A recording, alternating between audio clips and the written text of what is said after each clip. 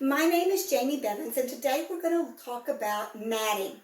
So I'm going to show you how to cut the mat. I'm going to show you how to put it together, and I think that's probably one of the most key important parts is putting it together, because most of you know how to cut. So you're going to need supplies if you do this. Obviously, you're going to need mat board. So a piece of white mat board would be good, or if you have scrap of any colors if you want to practice. You're going to need a ruler. You're going to need a pencil. You're going to need packing tape of some sort. You're going to need a straight edge if you have the type of mat cutter that I'll be using. I'm going to be using a Dexter mat cutter, and I have to have the straight edge so that I can butt up against it. Now, if you are lucky enough to have a Logan, it comes with its own straight edge, I believe, and so that works as well. And there are some out there that are die-hard X-Acto knife blade cutters, and they can hold it at that 45-degree angle and cut a beautiful mat. I'm not one of them. So, and you're going to need backing material. Backing material that I like best is poster board because it's thin and yet thick enough to protect the artwork. Alright, so let's talk about the purpose of a mat board. The purpose for some is about presentation and making it look professional. But for most competitions, the true purpose is to protect the artwork, because we are dealing with a multitude, numbers and numbers of pieces of artwork. And so when we have that piece of artwork, we don't want to handle that artwork like so. We want to handle it by the mat, right? The other part is the backing. So, the backing is an important element as well. If the backing is too thin, because I've seen teachers back with just a piece of paper or don't put it backing at all, something can punch through that really easily. It doesn't take a lot. And then that piece of artwork that student has worked really hard on, it's ruined, right? So, today we're going to talk about the matting process, and I hope that will help some of you. I have a piece of artwork that I want to measure now so that I can cut the mat. So when you are measuring, what you want to do is set your ruler. So let's see if I can do this backwards here. So you want to set your ruler so that it comes in about 1/4 of an inch, like so. And then when you write down the measurement, you want to subtract about 1/4 of an inch. So if I look at what I have here, I have about 11 1/4. And that's what I would write down so that I can start figuring, the outer dimension of my mat, right? So let me write that down real quick. I'm going to repeat that same process for the height of the piece of artwork. And when I do this, I get about 13 1/2. Now, I can move this up a little bit. So if you have a window, something that's really close down here that you don't want to lose, you can do about 1/8 of an inch. The problem is, the closer you get, the more likely it is for that piece of artwork to cave in as you're trying to tape it to the mat itself, right? So, keep that in mind. 1/4 of an inch border around is pretty good. Now, if you don't want to do it that way, here's another way. Let's just measure this piece of paper. This piece of paper is 11 3/4 inch, right? So and if I measure all the way down here, about 13 3/4. So what I want to do now is subtract. I'm going to subtract 1/2 inch from each of those measurements. And when I do that, I then get 13 1/4 and 11 1/4. Is that the same measurement I got when I did it before? No, and the reason why is because this was done basically at home by one of my students, and she just cut her sheet of paper, right? This piece of paper is not square, and that will happen. So you can check the corner of the measurement each time and see what the difference is. Like, this is 13 1/4 here. When I come over to this corner, it's more like 13 1/2. It's you know, it's off a little bit. And so you may get some different measurements. But in most cases, you know, you start with a sheet of paper that is factory cut. So it's pretty square. Once I have those measurements, then it's a matter of deciding how big my overall mat's going to be. In other words, do I want a 3-inch mat all the way around? Do I want a 2.5-inch mat or a 2-inch mat? Mat board is expensive, and as educators, we want to get the most for our money, right? I tend to use 2.5-inch mat all the way around and then 3-inch on the bottom. I sometimes even just use 2-inch mat, so 2-inch. Rarely do I go less than that unless it's a huge piece of artwork and I am trying to, you know, maximize what I'm working with. So let's say that, you know, the size requirements are 24 by 36. And you have a piece of artwork that just falls shy of that. Obviously, I'm going to have a really thin mat around that so that I can get as much of that artwork in there as I can. The smallest that I've gone is about 1 1/8 inches. Any smaller than that, and it's really difficult to cut. So 1 1/8 inches all the way around, that works. All right. I'm going to be working with 2.5-inch mat around and a 3-inch on the bottom. What that means is I'm going to actually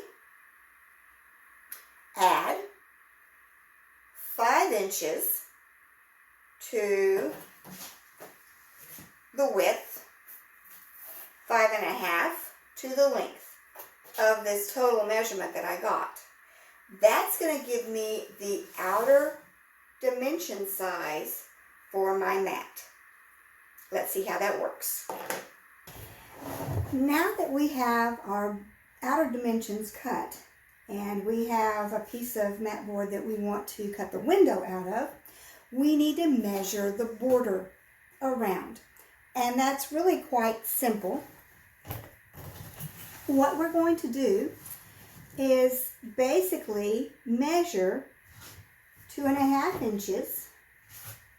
So I have 2.5 inches here, and I've actually already drawn this line. And then on this other side, I want it to be bigger because of the visual anomaly that happens. It gives a little bit more visual weight. So I'm going to set my ruler at 3 and make my mark. And then I'm going to set my ruler again at 3, make my mark, and then I'll draw my line. Now, if you want to teach this lesson to your students, you want to think about geometry. The reason why we actually mark that twice is because it requires 2 points to make a line. In other words, if I don't have 2 points, my line might be crooked, and we want it to be straight, right? So I don't know how well you can see that, but I now have a line that I have drawn for that one. And I have lines on the other 2 sides. I don't want to draw real dark because I am going to be erasing this eventually when I get through cutting. And obviously, if I draw too dark, that's going to make it difficult to erase. So now I'll make my 2.5 inch marks here. And once again, I'm going to draw that line lightly, like so. All right.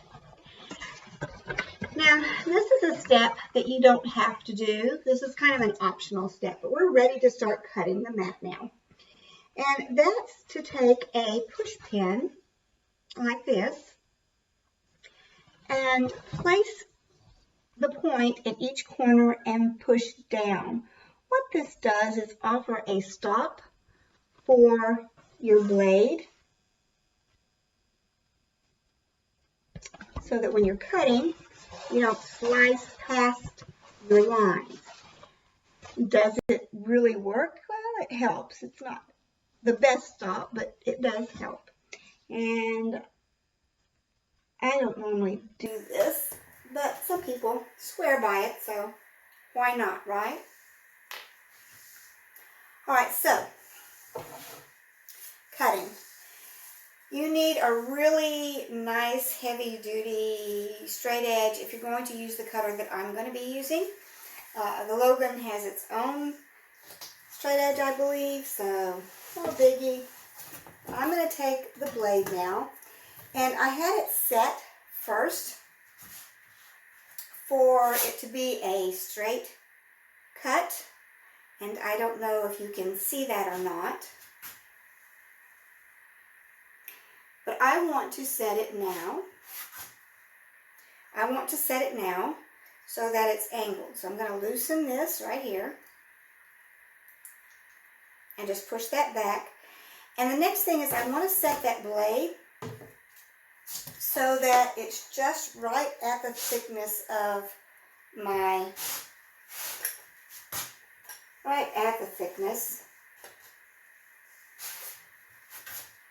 So right at the thick. Okay. Perfect. I am now ready to start cutting. I'm going to place the blade in one of the corners.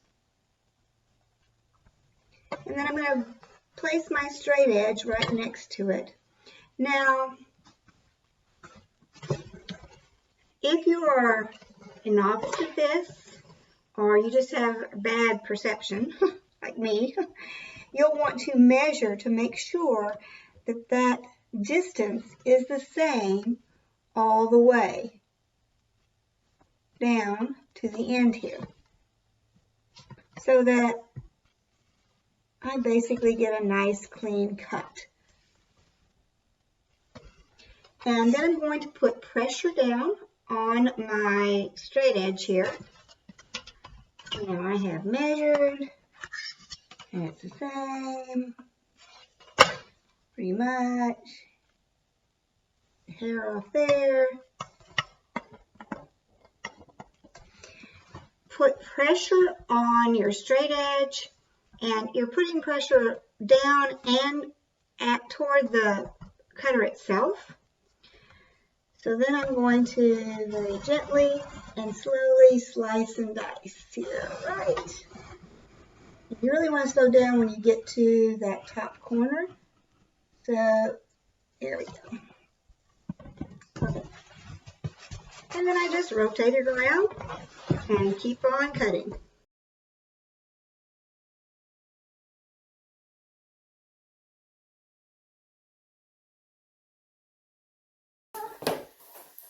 Comes the weasel.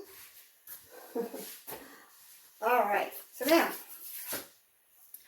the next step before you start actually taping up your artwork is to take the eraser and to clean up any little markings, because you don't want to be erasing after you've got this all glued up, right? Yeah, that would be bad because you might accidentally erase something in your artwork itself. And we don't want that. No, we don't. All right. Voila. And that you can be proud of. Now I want to take the piece of artwork and attach it to the frame that I have cut, the mat board that I have cut, and then also put the backing on.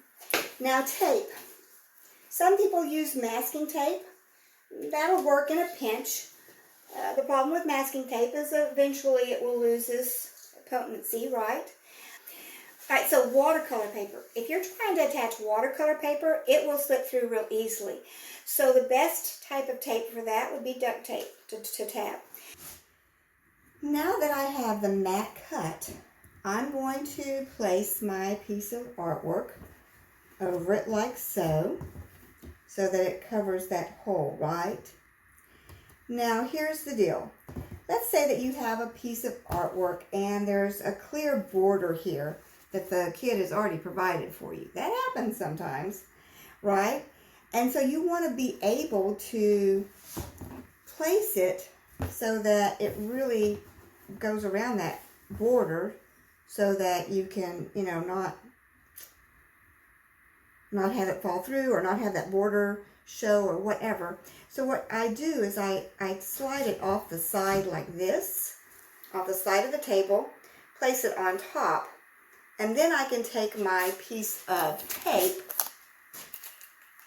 and tab it from the back side. So that works as well, right? And then after you've got that tape on there at least twice on each corner, then you can flip it and put the middle one on. But for right now, you want to tab that artwork in place just at the corner, the middle, and this corner here. We never ever want to tape that piece of artwork fully all the way around because two reasons. One, it would be really easy for this student when we were done with competition and that mat's dirty, they can take their really nice piece of artwork to a professional matter, get it framed, do whatever, and it would be real easy for them to take it out of the frame if it's just tabbed in 3 little places, right? The other reason is that paper expands and contracts over time.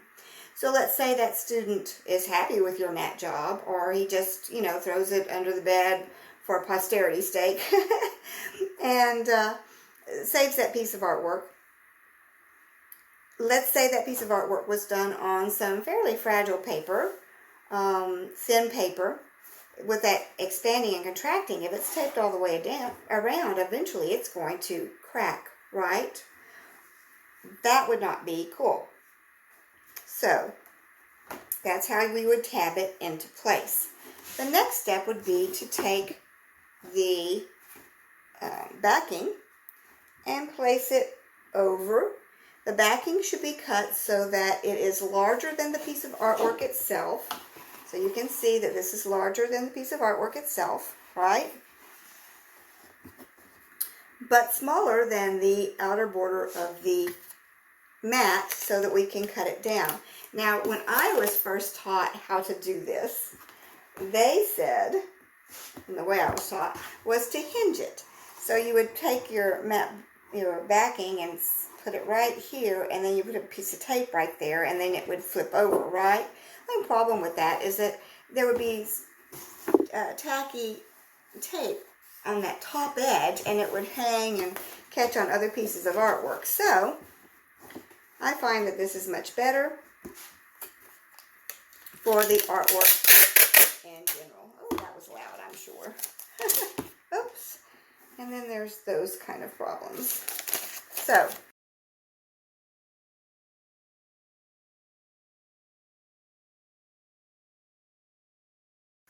So now we have a nicely framed piece of artwork that will protect the artwork. It'll protect the artwork from smudges and fingerprints, from dropping it on the corner and bending that corner. And it doesn't matter if the mat itself gets messed up because the artwork is safe. Now let's have a brief discussion on why white versus black matting. If you have a black mat, then the artwork tends to sink in, like you're kind of going in, right? If you have a white piece of mat board, the artwork pops out. So really and truly for competition, white is a much better choice than black. Keep that in mind. Certain competitions require a cover sheet. that's the case, what I want to do is I want to use something that's not expensive, but that will protect the artwork, right? I like newsprint. Newsprint's great. This gray bogus paper is awesome as well. You don't want anything that's real thick because it's cumbersome to flip it back and forth. Newsprint flips real easily when the judge is trying to look at the piece of artwork. So I'm going to position my piece of artwork on top of this 18 by 24 sheet of, I'm going to call it newsprint, but really what I'm using is gray bogus paper. I don't have any newsprint at home. Oh dear. And I'm trying to do this video here at the house. I want it to be just a tad smaller than the actual mat itself. So I'm going to move it over it a little bit. And I have moved it over so that it's about, I don't know, a half an inch. It's kind of a good judgment thing. And I'm just going to take a line and draw that out. And I have about a half inch or more at the top. You don't want a lot. A half inch, 3/4 of an inch, something of that nature works just great. So I'm going to come over here again and position it, and I'll draw the bottom. Now, if I was in the art room and I had access to that big chopping paper cutter, I wouldn't do all this measuring and stuff like this. I would just kind of fold it, crease it a little bit, go there, chop it, and be done with it. But I'm not, so I'm going to actually have to cut this. I could also use an X-Acto knife so that it was nice and straight. But you know, the cover sheet doesn't have to be perfect. It's not, you know, it doesn't have to be so pristine that it's part of the presentation, because it really isn't. It's just, in fact, when, like for instance, vase is done, at State, when they're photographing, they rip those cover sheets off because they have to photograph so quickly. Of course, now we have a new system in place, thank goodness, where you photograph your own. Perfect. Alright, so now that I have it cut about the size I want, I'm going to place my artwork once again, like so. So it's facing, alright, it's facing that cover sheet. And then, when I get it where I want it, I'm going to basically train the paper, crease it, fold it over, and then just tape it. The kind of tape, shoot, masking tape is fine. I just don't happen to have any right now. I'm going to kind of tab it in place until I get it where I want it, and then I can put a little piece of tape all the way around. But that there will do the trick. So now I have the artwork protected itself. Put this over, and it flips nice enough that, and with a newsprint, it's flexible enough that that would fold back on itself and go right on top of the, like a chalkboard tray, so the judge could actually look at it, right? This one is a little bit stiff. If you use really, really stiff paper, it is very awkward and cumbersome to work with. So, keep that in mind when you're doing your cover sheet, and happy matting.